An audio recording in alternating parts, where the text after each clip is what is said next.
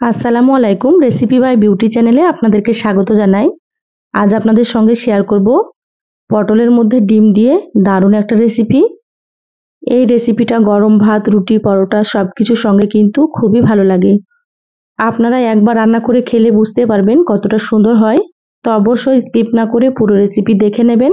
আশা করছি খুবই ভালো লাগবে এবং সহজ মনে হবে। তো চলুন কথা না বাড়িয়ে রেসিপি শুরু করি। এখানে দেখুন আমি 250 গ্রাম পটল কেটে নিয়েছি। তো পটলের খোসাগুলো ছাড়িয়ে তারপরে এইভাবে সরু সরু করে কেটে নিতে হবে। আমরা যেমন আলু ভাজা করি সেইভাবে করে পটলগুলোকে কেটে নিতে হবে। আপনারা দেখে হয়তো বুঝতে পারছেন কিভাবে পটলগুলো কেটে নিয়েছি, আপনারা এইভাবে কেটে নেবেন। আর এখানে আমি আমার পরিমাণ মতো নিয়েছি, আপনারা কিন্তু আপনাদের পরিমাণ মতো নিয়ে নেবেন, যার যতটা প্রয়োজন হয়। এবার এখানে দেখুন নিয়েছি 2টো ডিম। তো 2টো ডিম দিয়ে রেসিপিটা করব, আপনারা চাইলে ডিমের পরিমাণ কম বেশি করে নিতে পারেন। এবার এগুলোকে সাইডে রেখে দিলাম। গ্যাস অন করে ফ্রাই প্যান দিয়ে দিলাম। এবার ফ্রাই প্যানে দিয়ে দিচ্ছি 2 টেবিল চামচ সর্ষের তেল। তো এখানে আমি সর্ষের তেলে রান্না করছি, আপনারা চাইলে সয়াবিন তেল দিয়েও রান্না করতে পারেন। তেলটা হালকা গরম হলে এখানে দিয়ে দিলাম হাফ চা চামচ গোটা জিরা। এবার জিরাগুলোকে একটু লালচে করে ভেজে নেব। দেখুন জিরাগুলো ভাজা হয়ে গিয়েছে। এবার এখানে দিয়ে দিচ্ছি পেঁয়াজ কুচি। তো এখানে আমি মিডিয়াম সাইজের 3টে পেঁয়াজ কুচি দিয়ে দিলাম।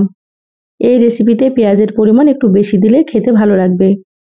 এবার নেড়েচেড়ে পেঁয়াজগুলোকে একটু লালচে করে ভেজে নিতে হবে। তো গ্যাসের আঁচ মিডিয়ামে রেখে ভেজে নিচ্ছি। এবার এখানে দিয়ে দিচ্ছি 4-5টা মতো চেরা কাঁচামরিচ। তা আপনারা যেমন ঝাল খাবেন সেভাবে করে এখানে কাঁচামরিচ ব্যবহার করবেন। কাঁচামরিচ দিয়ে আবারও কিছুক্ষণ ভেজে নিতে হবে। যারা ভিডিওটি ইউটিউব চ্যানেল থেকে নতুন দেখছেন প্লিজ চ্যানেলটা সাবস্ক্রাইব করে চ্যানেলের সাথেই থাকবেন। যারা ফেসবুক পেজ থেকে ভিডিওটি দেখছেন একটা লাইক দিয়ে পেজটা ফলো করে রাখবেন পরবর্তী ভিডিওর নোটিফিকেশন পাওয়ার জন্য। দেখুন পেঁয়াজগুলো হালকা লালচে করে একটু ভেজে নিয়েছি। এবার আমি এখানে দিয়ে দিলাম স্বাদ মতো লবণ। এবার দিয়ে দিচ্ছি হাফ চা চামচ হলুদ গুঁড়ো। এবার এখানে দিয়ে দিচ্ছি হাফ চা চামচ জিরা গুঁড়ো। এখানে কিন্তু আমি আর কোনো রকম মশলা ব্যবহার করব না, এই মশলা দিয়ে রান্না করব। এবার নেড়েচেড়ে পেঁয়াজের সঙ্গে মশলাগুলোকে মিশিয়ে নিচ্ছি।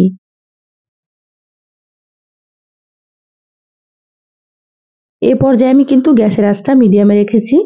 দেখুন সুন্দর করে মশলা মিশিয়ে নিলাম পেঁয়াজের সঙ্গে। এবার আমি এখানে কেটে রাখা পটলগুলো দিয়ে দিচ্ছি। সম্পূর্ণ পটল দিয়ে দিলাম। এবার মশলার সঙ্গে খুব ভালোভাবে পটলগুলোকে নেড়েচেড়ে মিশিয়ে নিতে হবে।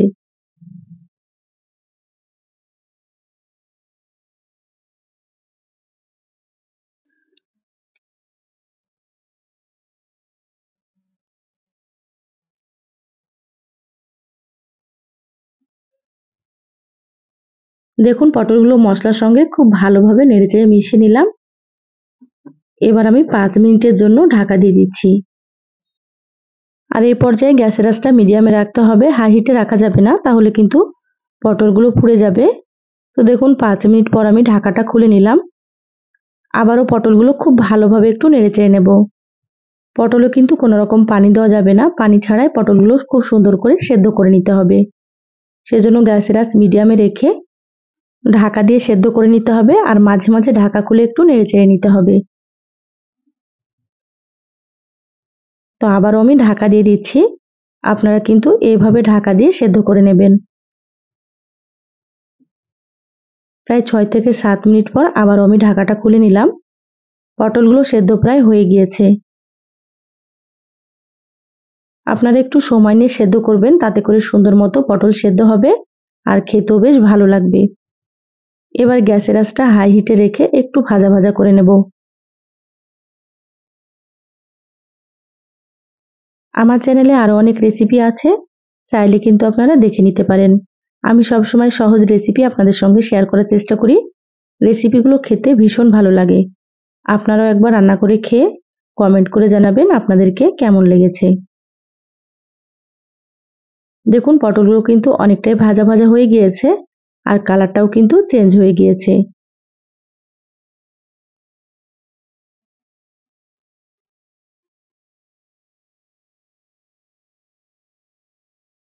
এবার আমি পটলগুলোকে এভাবে সাইডে করে নিচ্ছি।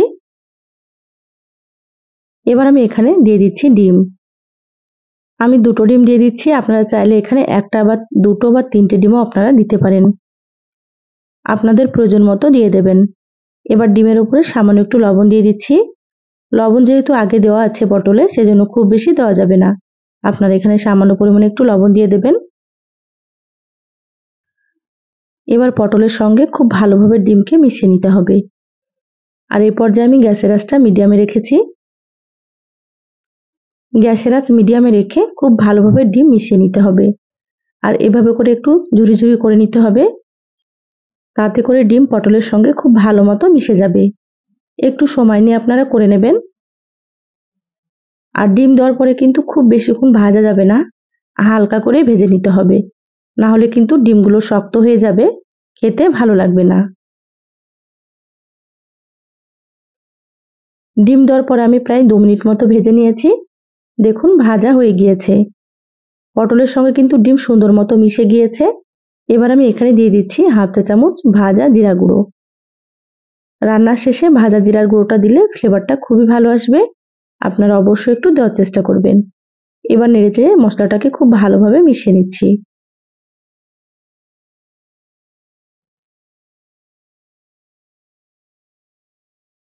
দেখুন খুব ভালোভাবে মিশিয়ে নিয়েছি।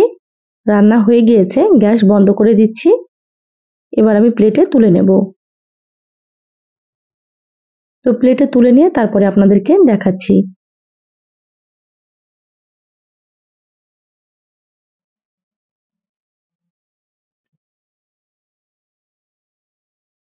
দেখুন প্লেটে তুলে নিয়েছি, আর কালারটা দেখুন কতটা সুন্দর হয়েছে। খেতে কিন্তু ভীষণ ভালো লাগে।